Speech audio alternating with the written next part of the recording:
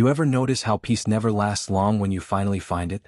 That's exactly what I was thinking when I stood on my cabin porch that morning staring out at the mountain fog drifting over the trees, the smell of pine and coffee mixed in the air, my kind of morning quiet, slow, steady and earned. I'd built this cabin myself years ago before I ever thought I'd need to hide away from city noise or HOA nonsense. I left all that behind long ago, sold my suburban home, got rid of the constant meetings and rule letters and the neighbor who counted how many times my truck was parked slightly over the line. Up here in the mountains I was free, no one telling me what color to paint my deck or how tall my grass should be, just me, the trees, and sometimes my little sister Ava. She'd been through a lot lately. Ava had left the city after some HOA drama of her own. She called me last week, said she needed a break, and I told her my door was always open. I didn't expect she'd drive up the same night with her car still half packed with boxes and clothes thrown over the seats. She looked tired when she arrived, but I didn't press. I knew that look, the kind of exhaustion that comes when you've had to fight too long against people who think power means paperwork. For the next few days we just lived quiet. She'd read on the porch, I'd chop wood, fix things around the place. Sometimes we'd sit by the lake behind the cabin and talk about childhood memories, the good kind, before HOA boards and fake threats started turning neighbors into enemies. But peace never lasts long, not when you've seen the kind of people who crave control.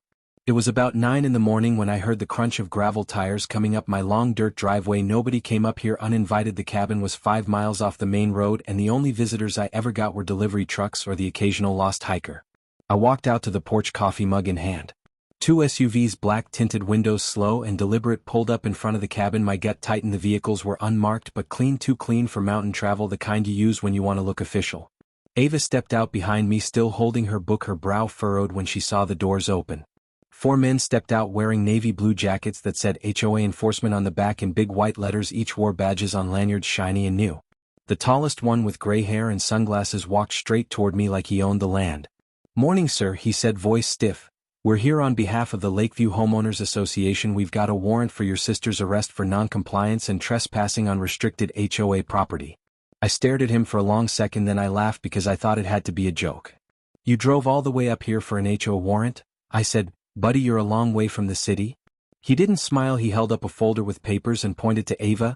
"She owes 3 years of unpaid HOA dues and ignored multiple citations for unauthorized construction. We're here to take her in until she resolves it." Ava's face went pale. "What are you talking about? I moved out. They can't arrest me for not living there anymore." The man shrugged. "We can and we will." That was the moment I noticed their gear. One had a holstered sidearm, another carried a radio with no signal light flickering, and none of them wore any official insignia from law enforcement agencies. Their badges didn't even have serial numbers, just cheap metal and laminate. Fake cops, fake HOA police. And they made the mistake of bringing that game to my land. I took one step forward. "You got 30 seconds to get back in those SUVs before I call real law enforcement." The gray-haired one smirked. "Go ahead, call whoever you want. We have jurisdiction under Community Protection Ordinance 22-8. Ava whispered, "They're bluffing," but her voice trembled. I didn't answer because I was already walking back inside the cabin. My phone was on the counter, but that wasn't what I was going for. The moment I disappeared inside, one of them shouted, "Sir, don't move, this is an active detainment." I ignored it and opened the safe in the wall, not for a gun but for something better, my old badge still polished from my service days. I came back out slow, holding it up where the sunlight hit the gold edge. "U.S. Marshals Service," I said, steady and calm. "I command a full field division out of the state office, and you 4 are impersonating federal officers on private property." The air went dead silent. One of the men's hands twitched at his holster. Gray hair's smirk vanished. "That badge doesn't mean anything up here. This is HOA business." I stepped off the porch. "You just turned it into federal business by crossing state jurisdiction lines with fraudulent authority. You got 10 seconds before I make a call that brings real marshals and helicopters up this mountain." Ava stood behind me, gripping my arm. I could feel her shaking. But the men didn't back down. Instead, gray hair gestured to the others, "Detain her." 2 of them started forward. I moved faster than they expected. With one sharp motion I knocked the nearest one's fake badge out of his hand and shoved him back. He stumbled hard over the gravel, landing against the SUV bumper. The other froze mid-step, uncertain whether to draw or run. "Don't even think about it," I said, my voice low. "You're already deep enough in a federal hole. You don't want me filing the report personally." Gray hair raised both hands slightly, but his jaw was clenched. "You're making a mistake, mister. We were authorized to." I cut him off. "Authorized by who? Give me a name right now." He hesitated. "President of the Lakeview HOA Board, ma'am. Authorized full recovery of unpaid dues." Ava blinked. "They actually think they can arrest people for that?" I looked him dead in the eyes. "You just impersonated law enforcement and attempted kidnapping under false pretenses. You're lucky I'm not in uniform or you'd already be face down in cuffs." The man's confidence cracked. I saw it in the way his sunglasses slipped down and his eyes darted to the woods around us like he was trying to figure a way out. Then I heard something faint in the distance, engines not from SUVs but something heavier closer. I smiled. That'll be backup. Gray hair's voice wavered. Backup? Yeah, I said, the real kind. Within a minute 2 dark green tactical trucks rolled up from the lower trail. I'd activated an emergency ping from my satellite phone when I went inside, not to local sheriffs but to my unit command. U.S. Marshals stepped out, full tactical vests and rifles drawn, surrounding the scene before any of the fake officers could move. The look on their faces was priceless. The bravado melted, replaced by panic and disbelief. One of my deputies approached me. "Command, we got your alert, sir. Everything good?" I nodded. "These 4 are impersonating law enforcement and attempted to detain a civilian. Get IDs, collect their vehicles and call county for joint custody transfer." The deputy turned to the fake cops. "Hands where I can see them." They obeyed, slow as stone. Ava's knees almost gave out from relief. She looked up at me, tears in her eyes. "You really called in the marshals?" I smiled faintly. "Told you I still had some pull." The whole scene looked surreal, like the mountain air itself froze in place. The men were cuffed, questioned and loaded into the real trucks. But I wasn't done yet. Because if these fake cops showed up this far out, it meant someone higher up had sent them, and I wanted to know exactly who thought they could send imposters after my family. As the trucks pulled away, one of the arrested men mumbled, "You don't know who you're messing with. The HOA board has friends everywhere." I leaned in. "So do I." When they were gone, I stood on the porch again, the peace broken but not destroyed. Ava sat beside me, wrapped in a blanket, staring out at the trees. "You think that's the end of it?" she asked quietly. I shook my head. "No, that was just the opening move. Because behind every fake badge there's a real puppet master, and I intended to find whoever pulled those strings. When the real marshals hauled those fake HOA cops off the mountain, I thought maybe that would buy me some time, but peace doesn't come easy when someone's already decided they want a piece of you. The next morning the fog was thick again, low and heavy over the lake. Ava was inside cooking eggs, trying to shake off what happened, but I could tell she was still rattled. Every sound outside made her flinch. I sat on the porch with my laptop open, running background checks on the 4 men we'd arrested. The reports were already coming in through internal channels. 3 of them had no law enforcement history at all, just hired security out of a private company called Sentinel Residential Services. The 4th had a suspended license from an old county security job, nothing else. But the real problem wasn't them, it was who signed their paychecks. Every file pointed back to one address in the city, the Lakeview Homeowners Association headquarters, the same HOA Ava used to belong to before she sold her place, the same group that had been harassing her with fines and letters for almost 2 years. I leaned back in the chair, watching the mist drift off the trees, thinking of all the times I'd seen power go to the wrong hands. A homeowners board with fake cops wasn't far off from some of the crooked setups I'd seen overseas. It always started the same: someone got a taste of control and decided it tasted better than justice. Ava stepped outside with 2 mugs of coffee. "You're working again, aren't you?" "Just checking who sent those guys," I said. "They didn't come up here on their own." She sat beside me. "You really think it was the HOA president?" I turned the screen so she could see the document header. "Her name's Linda Branson. She's the one who signed off on every citation against you, and she's also listed as director of Sentinel Residential Services." Ava blinked. "She owns the security company that sent them." "Exactly," I said. "It's a conflict of interest turned criminal operation." She looked out toward the lake. "I thought selling the house meant I was done with all of it. I didn't know they'd follow me out here." I sighed. "You didn't do anything wrong, Ava. They crossed the line, now I'm crossing it back."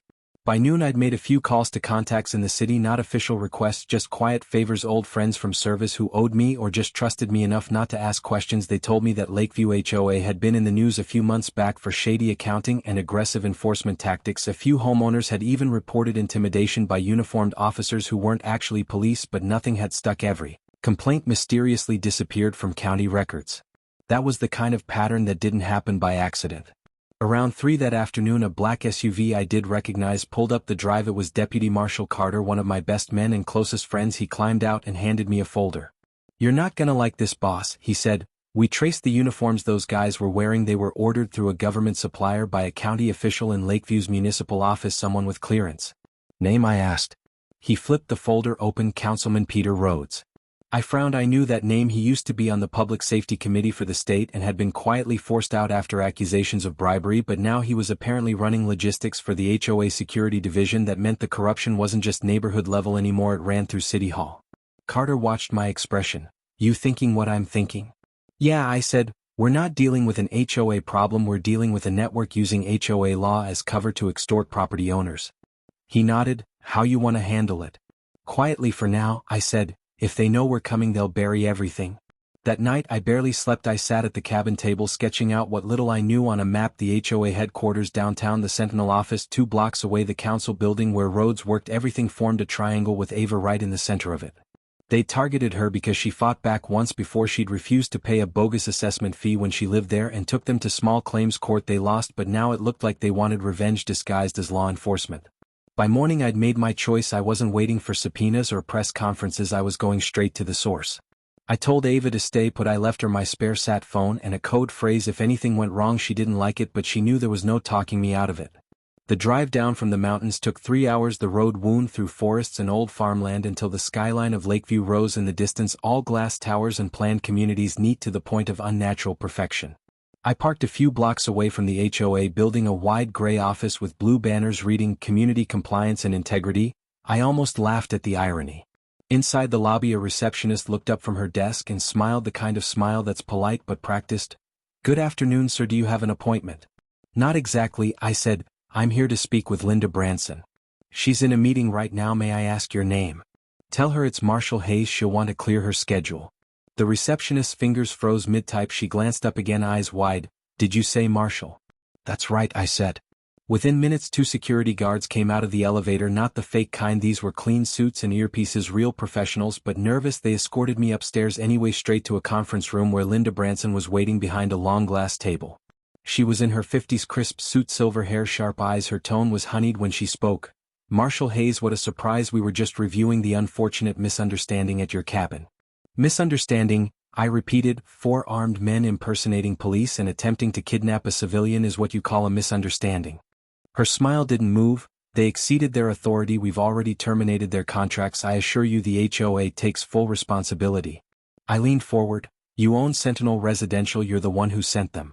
Her eyes flickered just for a moment. "I oversee many departments, Marshall. Sometimes delegation leads to miscommunication." "You forged legal documents to justify their arrest attempt?" I said. "That's federal fraud." She folded her hands calmly. "You must understand this community operates under unique statutes. We enforce order when the city fails to."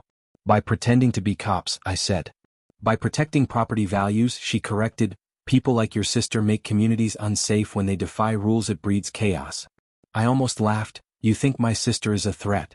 "To order, yes," she said softly, "and to the people funding this community, definitely."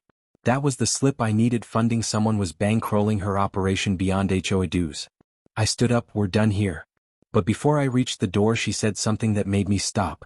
"You won't win this, Marshall. The Marshals Service doesn't have jurisdiction over private associations. You'll hit walls every time you file a report." I turned back. "That's so because it looks like you just admitted to running a private police force under false pretenses and crossing state lines to do it." Her smile thinned. "Even if you shut me down, another one will replace me. That's how control works. You should know that." I left without another word, but I recorded every second of that conversation. My body cam was still operational from the cabin incident, and that footage was now evidence. Back in my truck, Carter called. "You get anything?" "Yeah," I said, "enough to bury them." He sighed. "Careful, boss, they'll push back hard." "I'm counting on it." When I returned to the cabin later that night, Ava met me at the door. "You were gone too long. What happened?" I handed her the drive with the recording. "We've got her voice on file admitting everything." Ava hugged me tight for the first time in years. "So it's over?" I shook my head. "No, it's just starting. She's not scared yet, but she will be." Outside, the mountain was quiet again. The lake shimmered under moonlight, but somewhere far below, in the valley of manicured lawns and gated driveways, I could feel the next move forming. The board behind the badges wasn't done yet. Because when people like that lose power, they don't surrender, they retaliate. And this time I was ready for it. For a few days after that confrontation, things felt too quiet. Ava and I tried to act normal again. We chopped wood, we cooked, we talked about maybe leaving the cabin for a while, but there was this weight in the air, like the silence before thunder. You can tell when trouble is driving toward you even before you hear the engine. I kept my phone close, the secure one tied to the Marshall network. Every few hours I got new updates from Carter about the investigation. We had the recording of Linda Branson admitting to private enforcement activity and fraud. The federal office already greenlit a quiet probe into her company, but something in me didn't trust that would be enough. People like her don't go down easy, not when they think they still have leverage. It was late one night when the generator lights flickered. I stepped outside to check the wiring. The air was cold, sharp enough to sting, but it wasn't the cold that made my heart pound. It was the faint glow of headlights moving through the trees. They stopped halfway down the driveway. 2 vehicles this time, not Marshall's trucks, not county SUVs, smaller, lower profile. I killed the porch light and motioned Ava inside. She nodded without a word, slipping toward the safe room. I stayed on the porch, shotgun in hand, not to fire, just to remind whoever it was they were on my ground. The first voice that called out wasn't angry, just confident. "Marshal Hayes, we just want to talk." I recognized it instantly, Councilman Rhodes. He stepped out of the shadows wearing a heavy coat and that smug grin you only see on men who think they run everything behind the curtain. Another man followed him, taller, younger, wearing tactical gloves and a headset that one didn't speak, just watched. "Rhodes," I said, "didn't expect to see you this far from your marble desk." He smiled. "Well, you stirred up quite the mess in my city, thought I'd come see the legend in person." "Don't flatter yourself," I said, "you here to turn yourself in?" He chuckled. "You've got it backwards, Marshal. You're the one making trouble for people who keep this community running. You think you can drag an entire association into federal court because a few rent-a-cops got overzealous. They impersonated law enforcement and crossed state lines. That's more than overzealous." He raised his hands like he was calming a crowd. "Let's be reasonable. You hand over your recording and I make this all disappear. No paperwork, no hearings. You get your quiet mountain life back." I stepped closer. "You came all the way out here to threaten me in person. That tells me you're scared." His smirk tightened. "Scared? No, Marshal, I'm prepared. You see, when people like you come after us, we have ways to make life complicated for you. Friends in the press, friends in politics, even friends in your own agency." That last line caught my attention. "You're bluffing." He tilted his head. "Am I? We already sent a file to your supervisor claiming you assaulted licensed security officers. Maybe by morning you're the one under review." I stared at him a long time, letting the silence stretch. He expected me to get angry. Instead I smiled. "You shouldn't have said that on record." His grin faltered. "On record?" I tapped my jacket. The same body cam light blinked once, faint red. That was the second confession I needed. The tall, quiet man behind him shifted suddenly, his hand going for something under his coat. I moved first, pumping the shotgun once and aiming low. "Don't even think about it." Rhodes froze. "Easy now, we're just talking." "Then tell him to drop whatever's in his hand," I said.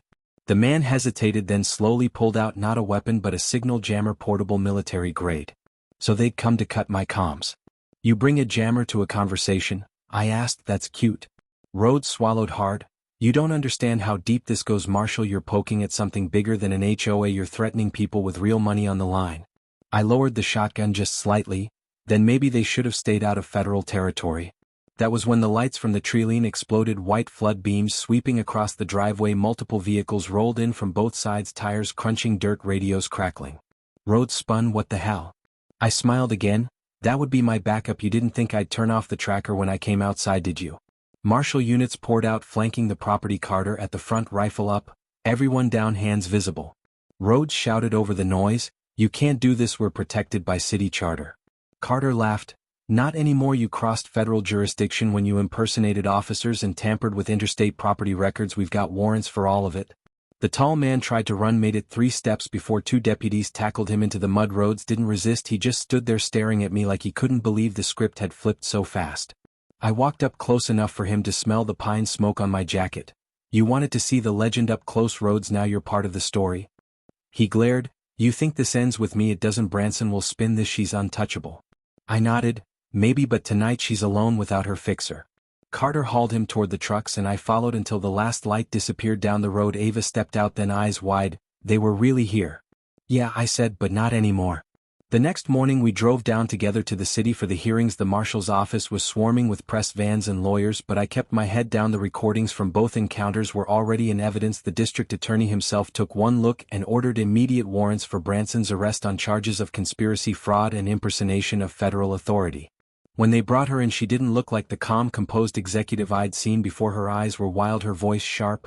"You set me up." "No," I said, "you set yourself up when you sent fake cops after my sister." She tried to spin some story about rogue employees, but every document, every paycheck, every signature traced back to her desk. She'd built the whole network to squeeze homeowners out of their properties, resell them to investors, and keep the profits off record. Rhodes handled the paperwork, Sentinel handled intimidation. It was a perfect racket until they hit the wrong family. By the end of that week, the entire Lakeview HOA board had resigned or been indicted. The fake enforcement program was dismantled. The city issued a public statement calling it the largest HOA corruption case in state history. Ava watched the news with quiet disbelief. "It's really over." I smiled, tired but relieved. "Yeah, it's over." She laughed through tears. "You know, you could have just called the cops like a normal person." "Would have taken too long," I said, "and besides they wouldn't have believed an HOA ran its own police." We packed up the cabin a few days later, not to run but because it felt right to move on. The place had been our refuge and our battlefield. It deserved peace again. On the last night before we left, we sat by the lake under a sky full of stars. The reflection shimmered across the water, calm and endless. Ava asked softly, "What happens to people like them after all this? Do they ever learn?" I thought for a while. Some do, most don't, but the lesson isn't for them, it's for everyone watching. Power without accountability always ends the same way. She nodded. "So what will you do now?" "Maybe finally take that peace I've been chasing," I said. "No more fights, no more files." She smiled. "You've been saying that for years." I laughed. "Yeah, well, maybe this time I mean it." We watched the sunrise break over the ridge, golden light spilling through the pines. The world felt quiet again, not empty, just clean. Later that day I got one last call from Carter. "Boss, figured you'd want to know. Branson took a plea. She's naming other associations tied to the same racket. Looks like this thing's going national." I stared out over the mountains. "Good, let them all fall." He laughed. "You sure you don't want to come back full-time? We could use you." I shook my head even though he couldn't see it. "I've done my time, let the new blood handle it." After I hung up I turned to Ava. "Guess the Marshals will be busy for a while." She smiled. "You started something bigger than you know."